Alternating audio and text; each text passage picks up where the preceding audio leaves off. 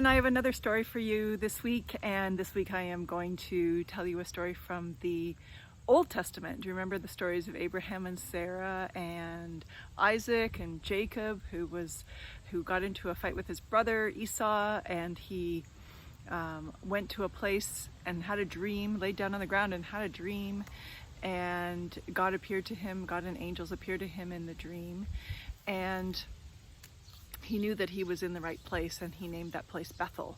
So Jacob is the father of Joseph, and Joseph is the youngest in the family for a while, at least until his younger brother Benjamin comes along. But Joseph was perceived as his father's favorite by his brothers, his older brothers, and at one point his father gives him a special coat, and you may hear about Joseph's coat of many colors, and because of that coat his brothers become very jealous and get into a fight with him and actually throw him in a hole and then sell him to traders from Egypt. My goodness, don't ever do this to your siblings. And then he is sent off to Egypt, or he goes off to Egypt with the traders and starts working, I think, for the Pharaoh. But his father thinks that he was killed by wild animals.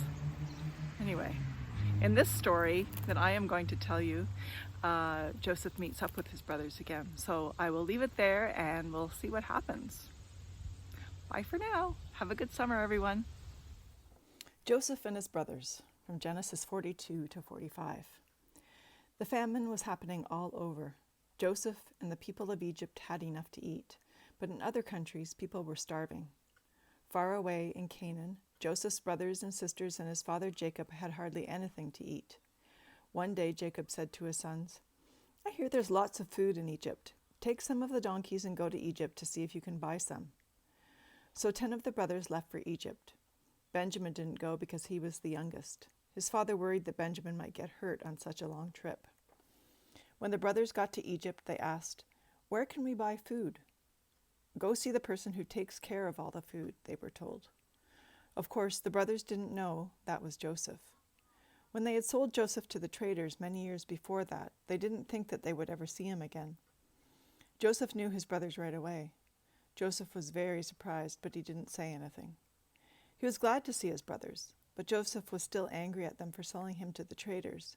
Joseph felt both angry and happy. He was all mixed up inside. "I think you are spies," Joseph said. "Oh no," said the brothers. "We're just 10 brothers who have come to buy food. We're not spies." "If you're brothers, what's your father's name?" "Our father's name is Jacob. He lives in Canaan." Joseph was so happy to hear that his father was still alive. He had to stop talking for a while, and he turned away from his brothers. He didn't want them to see the tears in his eyes.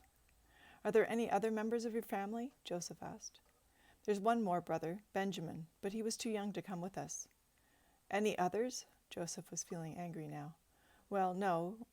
There was another brother, but he died." "What do you mean, he died?" Joseph was very angry. The brothers just stood there. They didn't know what to say. They were afraid to say they had sold their brother as a slave. Joseph could see from the faces of his brothers that they were really very sorry for what they had done. "I am Joseph, your brother," he said. The brothers couldn't believe it at first. It didn't seem possible. Then they felt afraid. "If this is really Joseph," they thought, "he will be very angry at us for what we did to him." "Don't be afraid," said Joseph. "I think God wanted me to be in Egypt. God wanted me to help people so they wouldn't starve." "Thank God," said Reuben, the oldest brother. "Thank God." Then the brothers started hugging Joseph, and Joseph was hugging them, and they were hugging each other. All of them were crying.